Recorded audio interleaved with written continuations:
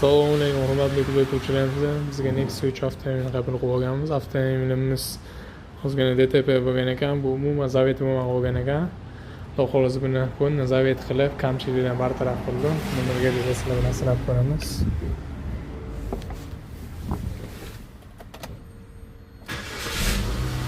Avtomobilimiz xudo xolasa yarim оборотga zavet bo'ladigan bo'ldi. Bunda bo'lgan muammo polni biznes sistemalarda muammo bor ekan. Biznes asos, injektor hamma yoqdan polni noldan qurib, hamma yoqdan sozlaydi biznes sistemalarni.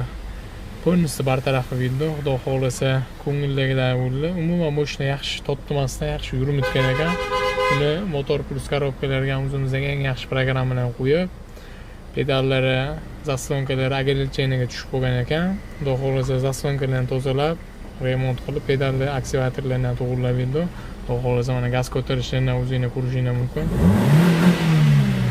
Xudo xolasa bez agilcheni stage programma qo'yib berganmiz bunga. Xudo xolasa kim avtomobilda shunaqa muammolar bo'lib qiynalib yurgan bo'lsa, ana shunaqa xizmatlar bo'lsa, bemalol o'zimizga murojaat qilishingiz mumkin. Ishinglarni sifatli va garantiyali qilib bitkazib beramiz.